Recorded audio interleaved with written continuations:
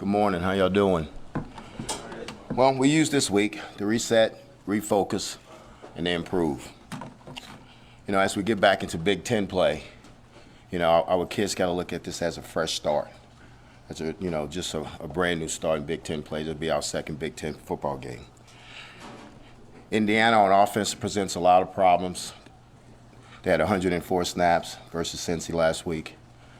They snap it faster than third fastest team in the country snapping the ball. So it's going to present a problem for our defense. But at the end of the day, it's homecoming. It's a night game. And we're excited to get back in front of our fans in Memorial Stadium. How do you counter that pace that Indiana's going to come at you with on your, especially with the defense, knowing some of the issues you guys have had this year? Well, my thing is get the calls in. Bill's got to get the calls in, and we got to execute the call. Mickey, what kind of stuff generally have you done to enhance, to prod along that reset that you talked about? Well, we gave them off. We gave them off Thursday, Friday, Saturday, brought them back Sunday. So it gave them time to let their body heal, let them get away from football, let them get with their families.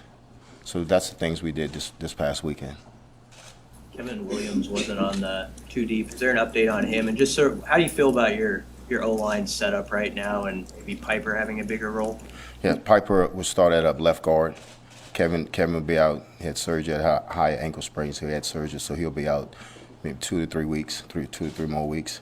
But, you know, at the end of the day, the ball's going to kick off Saturday, so we got to get our best 5 on the field. But Piper will start at left guard. Mickey, what was the competition like during practice last week? I know you parked on Nebraska versus Nebraska. Did you see that? Yes, I did. It was really good competition. We got after each other. And today we was getting ready for Indiana, and I was happy with their effort today because we talked about effort between you and you, and they gave us that today and last week. Mickey, there was times in the past where some of the defenders said that the calls were getting in at a good pace. How do you change that, especially with the changeover on the defensive leadership side? Well, sometimes with tempo teams, you're going to get a call in. So the next call, they got to get their eyes over to the sideline right away and get the call. And it's got to be one word's got to tell you everything. The front, the coverage, the blitz. So we do a lot of one-word things. But the linebackers have to really get the calls from the sideline, and the safeties have to get the signals so we can get going. Mickey, it's a night game, Memorial Stadium, and I know you played here, but, you know, first night game as a head coach, does it feel a little different knowing what the night games are kind of like here at Lincoln? No, it doesn't feel different because at the end of the day, football is a football game. I'm not trying to be disrespectful, but night, morning, we have to play football, and everything's special. It's always special to me when I can walk into Memorial Stadium. It's always special, night, morning, afternoon. But this is homecoming, it's a night game. Like I said, we're going to be excited to be back in front of the fans. What do you think Bill Bush can do in a short amount of time, 2 weeks, to maybe change the defense or transform it a little bit? Well, we eliminated some things that we did in the past, but Bill's not out there by himself. He's the D-line coach, the linebacker coach, and the secondary coach. They're all working together, and they're working together well. I told those guys yesterday how I appreciate them jumping on board. So they've been meshing, and sometimes it's hard to do that, but they've been meshing. But Bill's sharp. Bill's a really good football coach. He understands what I want. I got to see him in action at LSU, with Dave Aranda. So he knows what I want. He knows what he's doing. What about that experience at LSU made you believe in Bill for this role? But like I said, I competed against him every day. I went against him every day. And he was thorough about what he was doing, and we shared notes all the time. And he was detailing what he was doing. And he coached some really good football players. But he also coached some kids that was average that looked good, because of he's a great teacher. And that's what you got to be a good football coach. You got to be a great teacher. What makes a good teacher? Detailing things, knowing how the kid learns. It goes back to, teaching. That's why, teachers are special people in this world because they have to look at a kid and say, okay, this kid learns this way, this kid learns this way. And Bill's doing that. Bill's breaking it down. And so is the other guys on the defensive staff. The offensive staff are doing the same thing. Hey, Mickey, you guys went out on the road this past week with the rest of the staff. What was the reception like for you guys out there? It was great. It was great. Everybody still loves Nebraska. All our commitments are still in. We had one decommit, but we can understand that. But everybody, the reception was great with all the coaches. Thank you. It's only been 16 days, I think you've been the interim, but have things slowed down for you? Is there a comfort level that you feel like you've achieved to a certain degree?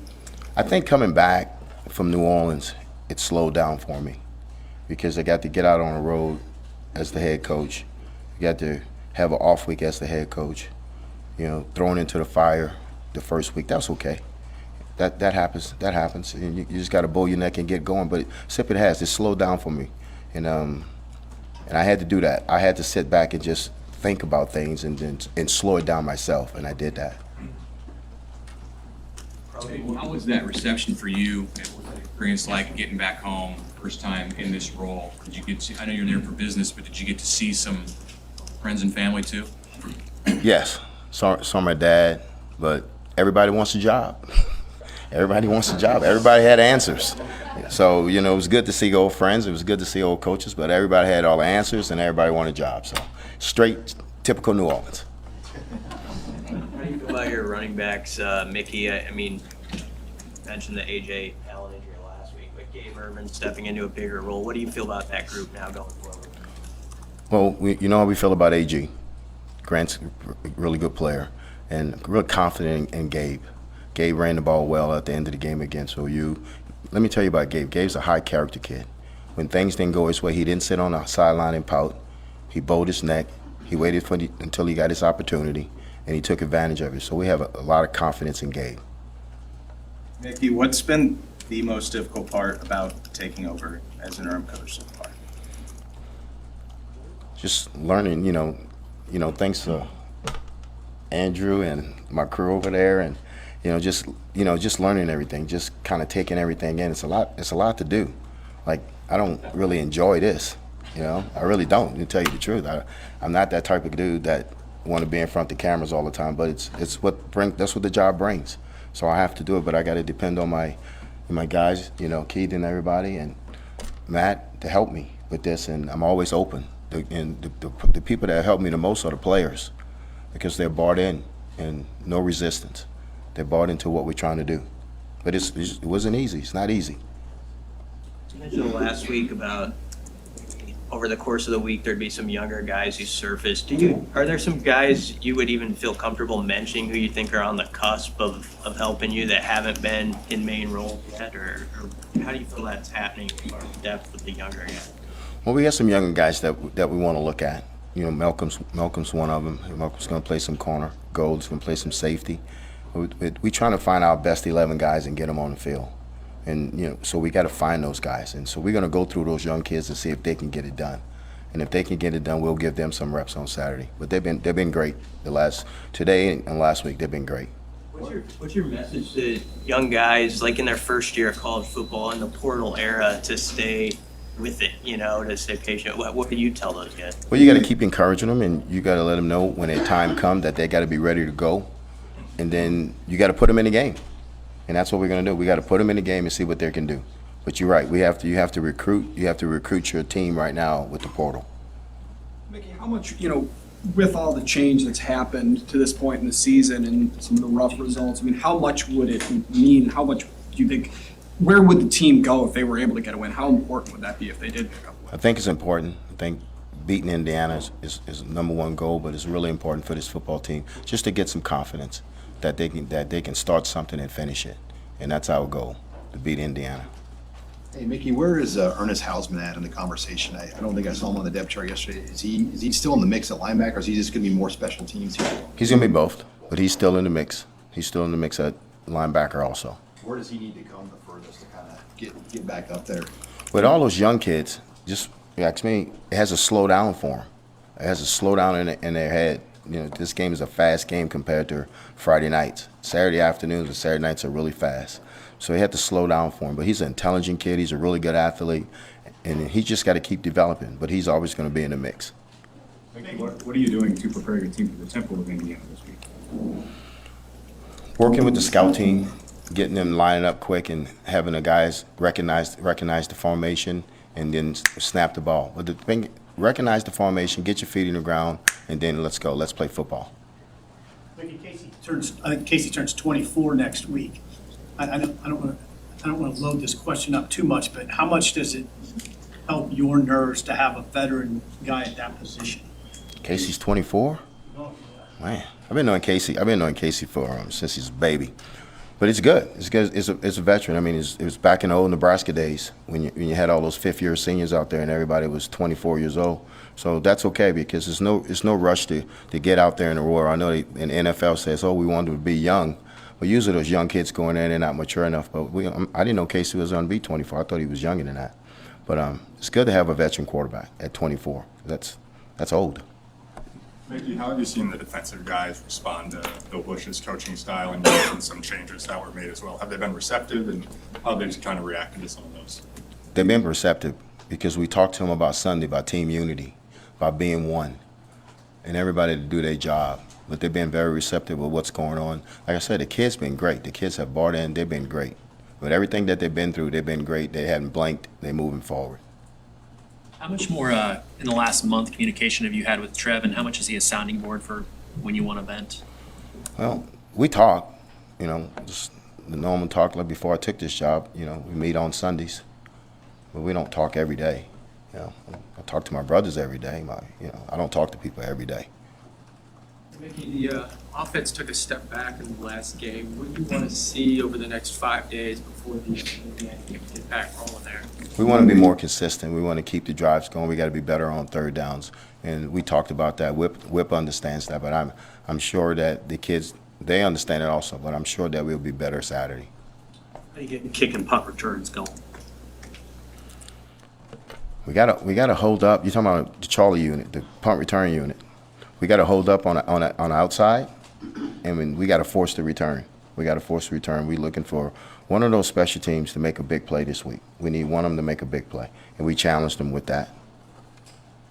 Mickey, you have sort of this national coaching search sort of in the background of this season. Did you address with the guys at all at any point, like, hey, you guys are going to have some distractions, you might see a bunch of rumors? I mean, how did you address that if you did? Well, we always talk about blocking out the noise. So we're not going to worry about who the search firm's talking to because, like I said before, Nebraska deserves to have a national search. And like our interviews right now, the next 8 games, that's your interview. So we can't do anything about that. And we also talk to them, control what you can control. We can't control that. So we're going to block out the noise and we're going to focus on Indiana. Coach, you've changed your practice schedule, you've changed how you practice, you've changed your mentality in terms of how you practice. Have you seen improvements in these last couple of weeks compared to the weeks prior to before you made all that change in practice? Yes, tremendous improvement. They're flying around, they're thudding up, tremendous improvement. Like I said, they bought in. What does Omar Brown bring to that nickel spot that's maybe a little different than what he would have been asked to do as more of a DB? Well, he's a kid, he's very athletic. We wanted to get him closer to the ball. We like his coverage skills because at safety you got to be a combination of a linebacker and a corner. And the nickel, you got to be the same. And we like his covering skill, covering slots. We also know that he'll stick his face in the fan and make tackles already. But he's very athletic, and we wanted to get him closer to the ball. Couple more, Coach. Coach, what did you do Saturday? Did you watch some college football? And did anything stand out from where you watched? I watched college football. No, I was recruiting. I was at a 9 o'clock practice.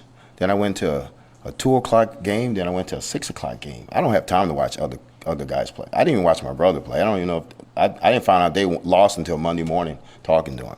I'm focusing on what's going on at Nebraska. I don't really have time to watch games like that. What intrigues you, and Coach Bush will talk to him tomorrow about Hart, because he hadn't played much until now he's outside of that. What intrigues you about him? Malcolm's a go-getter. He's a tough kid from Mississippi that don't blink. It's not too big for him. He was a really good player coming out of high school. And he's, like I said, he's a smart kid. We just got to get him reps. But he deserves to get in there and have a chance to play. He was kind of a late bloomer, just that's the way that Nebraska's coaches described him. Was he on LSU's radar at all, or did that happen late, or not really? No, I don't think he was on LSU radar, but, when I left LSU, I didn't know who they were recruiting, and I didn't care who they were recruiting. Anything else for Coach? All right. Thank you, guys.